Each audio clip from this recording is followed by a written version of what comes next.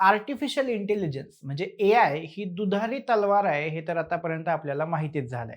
एआयमुळे एकीकडे कितीतरी कामं सोपी झालेली असताना त्याच्या फायद्यांपेक्षा जास्त धोकेच समोर यायला लागलेत. एआयमुळे नोकऱ्या जाणार ही गोष्ट तर आता जुनी झाली. पण एआयमुळे तुमच्या बँकेतले पैसेही सुरक्षित राहणार नाहीत असं जर मी सांगितलं तर क्लॉड मायथॉस हे अशा एका एआय टूलचं नाव आहे ज्यामुळे जगभरातल्या मोठ्या बँकांचं आणि देशांचं टेन्शन वाढलंय. अगदी अमेरिकेचे राष्ट्राध्यक्ष डोनाल्ड ट्रम्प, युरोपियन युनियन, आपला देश किंवा अगदी आता रिसेंटली कॅनडानं देखील या एआय टूलविषयी चिंता व्यक्त केली आहे. हे टूल नेमकं काय आहे आणि हे तुमच्या बँकेतला पैसा कसं गायब करू शकतं हे सगळं आपण आजच्या व्हिडिओमध्ये पाहणार आहोत. पण त्याआधी तुम्ही जर नवीन असाल तर चॅनलला सबस्क्राईब करून घ्या. मी सुदेश आणि तुम्ही पाहताय टेक भारी. सगळ्यात आधी तर बघूया की क्लॉड मायथॉस काय आहे. जसं गुगलचं जेमिनी आहे, ओपन एआयचं चॅट जीपीटी आहे, तसंच अँथ्रोपिक नावाच्या टेक कंपनीचं क्लॉड हे एआय मॉडेल आहे. यामध्ये बरेच व्हर्जन्स आहेत आणि क्लॉड मायथॉस हे त्यातलं सगळ्यात शक्तिशाली व्हर्जन आहे. एप्रिल 2026 मध्ये सुरुवातीला क्लॉड मायथॉस प्रिव्ह्यू नावाने हे एआय मॉडेल एका छोट्याशा ग्रुपला स्टडीसाठी देण्यात आलं. यामध्ये अमेझॉन, ॲपल, एनव्हिडिया अशा कंपन्यांचा आणि काही सरकारी संस्थांचा समावेश होता. या सगळ्याला प्रोजेक्ट ग्लासविंग असं नाव देण्यात आलं. यानंतर जून महिन्यात क्लॉड मायथॉस 5 आणि क्लॉड फेबल 5 असे दोन नवीन मॉडेल्स देखील लॉन्च करण्यात आली. आता तुम्ही म्हणाल की ठीक आहे, नॉर्मल चॅट जीपीटी सारखं एआय मॉडेल असेल तर त्यात घाबरायचं काय आहे? याचं उत्तर आहे क्लॉड मायथॉसची सायबर सिक्युरिटीची क्षमता.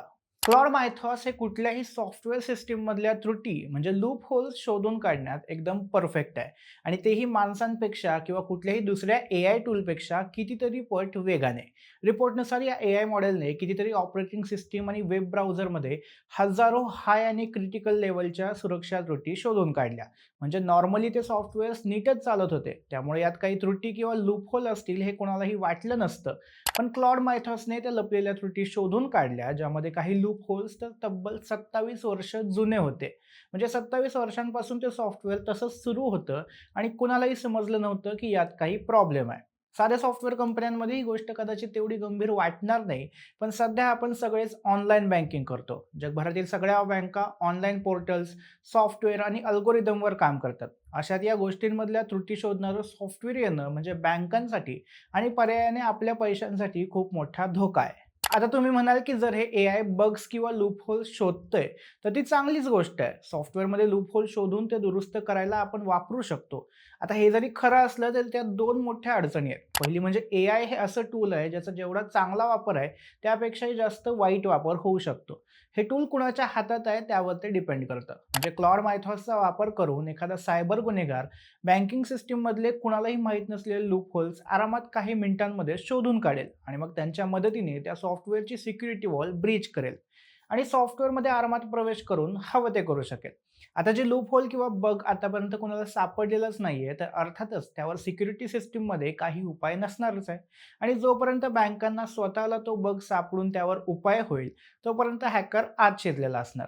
हीच भीती बँकांना वाटते. मोठ्या कॉर्पोरेट कंपन्यांना देखील याच गोष्टीची भीती वाटते की त्यांची गोपनीय माहिती अशा प्रकारे चोरी होऊ शकते.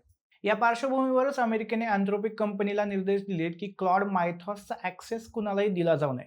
म्हणजे सामान्य नागरिकांसाठी हे एआय टूल अवेलेबलच नाहीये. तसं तर अमेरिकेने क्लॉड मायथॉस 5 आणि फेबल 5 या दोन मॉडेलसाठी देखील निर्बंध जारी केले होते. मात्र नंतर कंपनीने सांगितलं की मायथॉस प्रमाणे या दोन एआय मॉडेल्सला मोकळं रान मिळणार नाही. त्यांच्यावर भरपूर निर्बंध आणि सुरक्षा कवच म्हणजे सेफ्टी गाईडलाईन्स लागू करण्यात आलेले आहेत. त्यानंतर मग हे नवीन मॉडेल्स पुन्हा सगळ्यांसाठी उपलब्ध करण्यात आले. बाकी देशांच्या बाबतीत बोलायचं झालं तर युरोपियन युनियनने देखील हे धोक्याचं असल्याचं मान्य केलंय. सोबतच कॅनडाने देखील या प्रकरणी अलर्ट जारी केलाय. भारतातही अर्थमंत्री निर्मला सीतारामन यांनी या प्रकरणी चिंता व्यक्त केली असून बँकांनी आपले सॉफ्टवेअर अपडेट करावे असे निर्देश त्यांनी दिलेले आहेत.